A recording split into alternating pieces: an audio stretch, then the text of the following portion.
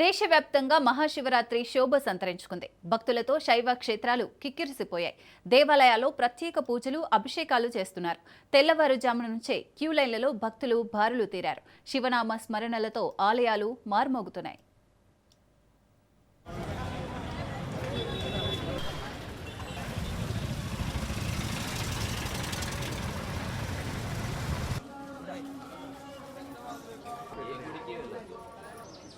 చెయ్యాలి.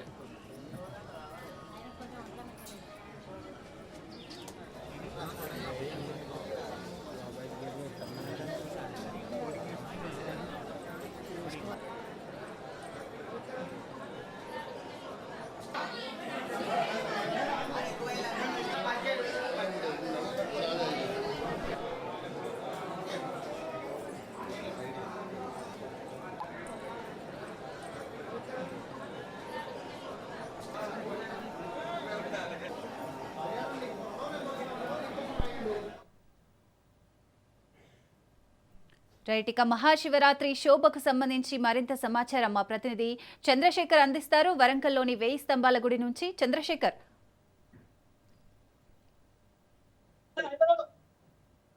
ఉమ్మడి వరంగల్ జిల్లా వ్యాప్తంగా మహాశివరాత్రి శైవ క్షేత్రాలకు కూడా భక్తుల పాటిలు బాగున్నాయి. ప్రస్తుతం మనం అయితే ఓరగల్లు పట్టణంలోని కాకతీయ నిర్మించిన పురాతన దేవాలయం 1000 స్తంభాల దక్షిణ ప్రాంతంలో ఉన్నాం. ఇక్కడ ఉదయం నుంచే భక్తులు భారీగా వస్తున్నారు.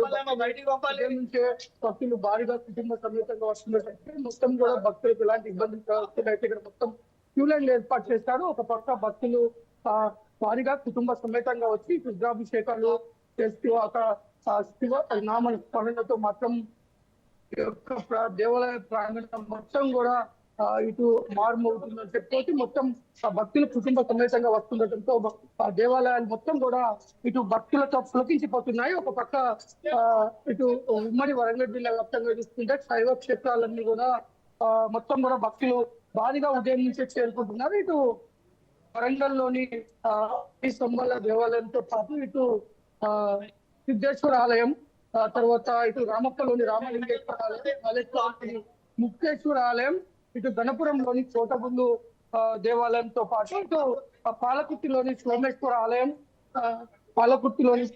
ఆలయం, పురవిలోని వీరభద్ర భవానీ సహిత భద్రకాళి సహిత వీరభద్రస్వామి ఆలయానికి కూడా భక్తులు భారీగా వస్తున్న పరిస్థితి. ప్రస్తుతం 1000 స్తంభాల దేవాలయమైన రుద్రేశ్వర ఆలయంలో ఉదయం నుంచే భక్తులు వస్తుండటంతో మొత్తం క్యూ లైన్ ఏర్పాటు చేసి ఇక్కడ మొత్తం కూడా భక్తులకు ఎలాంటి ఇబ్బందులు కలగకుండా దర్శనం చేసుకుని ఆ శివుడికి ఇష్టమైన అర్చనలు, అభిషేకాలు చేసే ఏర్పాట్లు అయితే చేశారు. మనతో ఇప్పుడు ఈ యొక్క దేవాలయ ప్రధాన అర్చకుడు గంగు మణికంఠ స్వామి ఉన్నారు. తనతో మాట్లాడడం.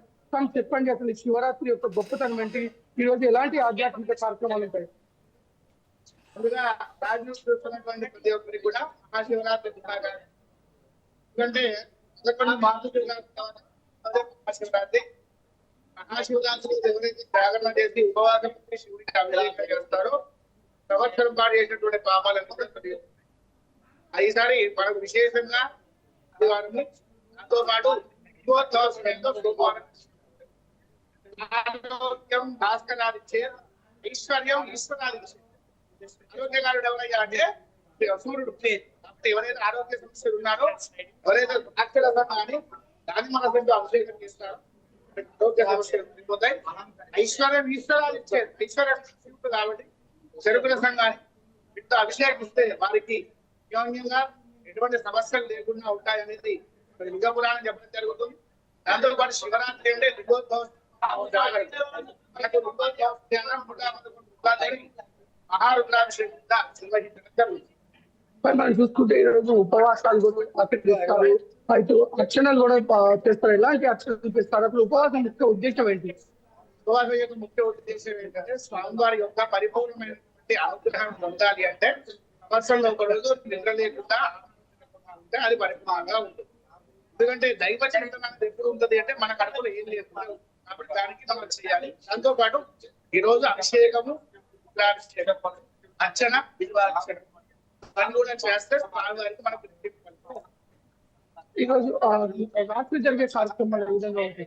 రాత్రి మనకు లింగోద్భవ సమయంలో 111 వృత్తాలతో వేద పండితోని దాంతో పాటు ఏమిటంటే మనకు 100 లీటర్ల పాలు పెరుగుతో అభిషేకము, శివ కళ్యాణము, సాంస్కృతిక కార్యక్రమాలు నిర్వహించడం జరుగుతుంది.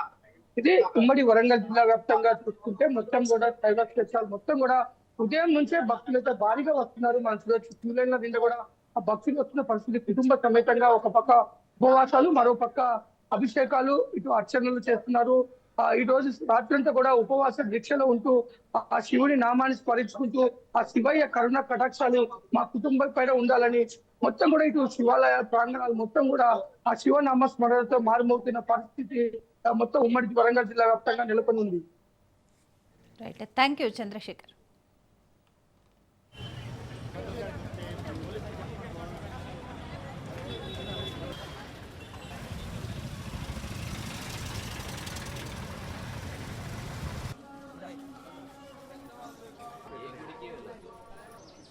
చెయ్యాలి.